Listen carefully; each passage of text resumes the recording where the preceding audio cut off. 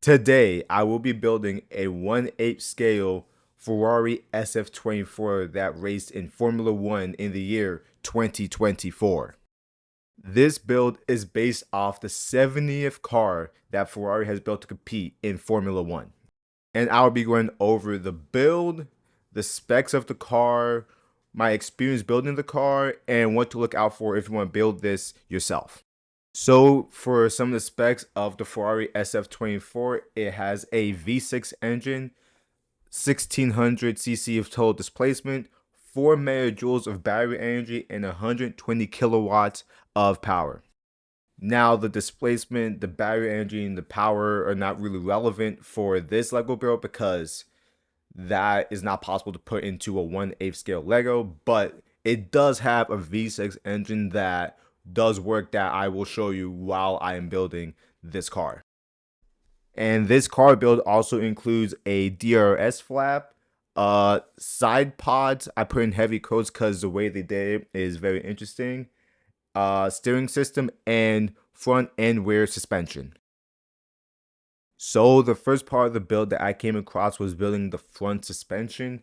This part of the build was pretty straightforward. The one part is that when you get to the actual springs, they are very stiff, so it was difficult to connect the top part of the suspension and the bottom part of the suspension together, so that when the car turns and when it races elevation in real life, they try to imitate that into the car, and I think they did a pretty good job. At first, I thought that there was something wrong because the suspension didn't want to go with the Lego pieces initially, but once the build eventually came together, it all made sense, and it would have to be that hard to turn because imagine you're trying to turn a almost 2 pound, not necessarily 2 pound, but not 2 ton, one about half a ton machine at 200 miles an hour. So it makes sense that the suspension would be very stiff.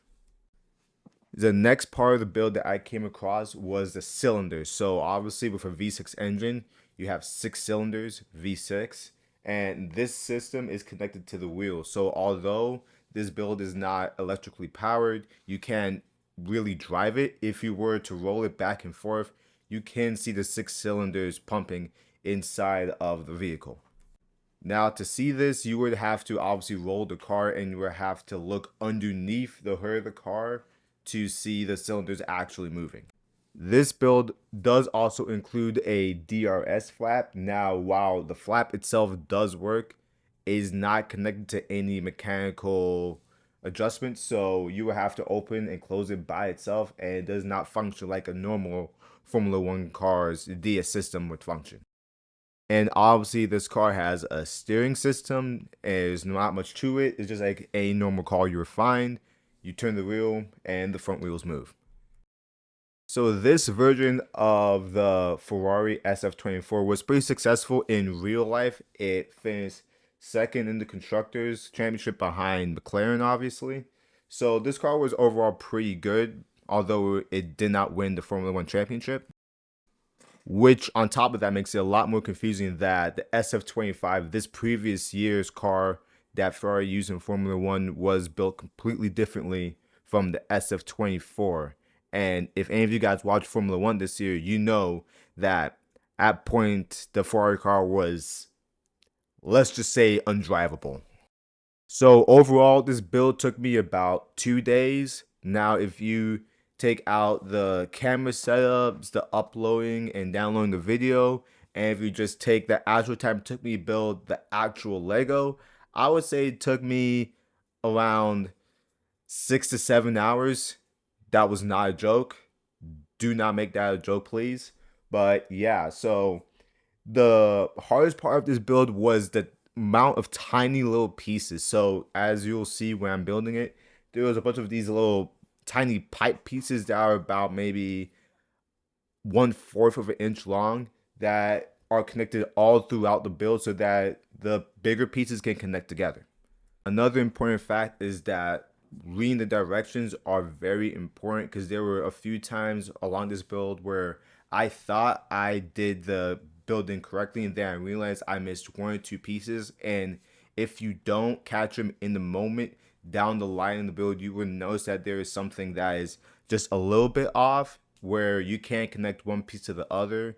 And then you realize that you need a connector piece in a certain spot, and then you have to retrace your steps, sometimes 5 to 10 steps. So you have to essentially rebuild a piece twice so that you can actually connect the two bigger pieces together. Another point I wanted to cover was the side pods or lack thereof on the car. So in the regular SF-24, the side pods are bowed out from the actual car itself. And what they did for this build to represent that is that there is a gap in between the HP logo on the side beside the wheels and by the shell logo. And in between those, it was just like a little skeleton part where you can see the kind of inside of the car. On a normal Formula One car, that will obviously be covered, but that is supposed to represent the gap between the floor of the car and the side pods.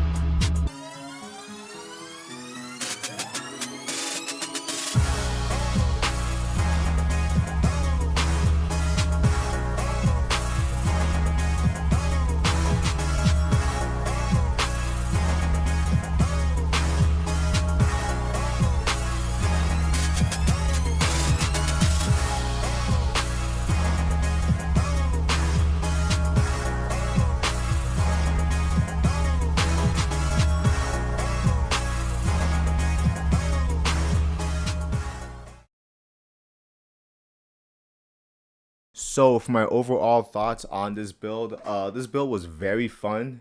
It obviously took a while for me to build. I would say I would recommend if you are new to building Legos, or if you are someone who doesn't have a lot of patience, that you will build something a little bit smaller before moving on to something like this, because this has a lot of tiny little these little pipes, like I mentioned before, that are about a fourth of an inch long, and you have to put those pretty much along the entirety of the car. So every connector for the wings, the DRS flap, the steering wheels, even the wheels themselves, the ads on the actual car itself, the stickers, everything needs those tiny little pieces, and those pieces that you have to put together are the essentially the skeleton of the car itself. So that is going to be it for this video. Thanks for watching. If you did not like the video, why are you still watching? Click off, and I will see you guys later.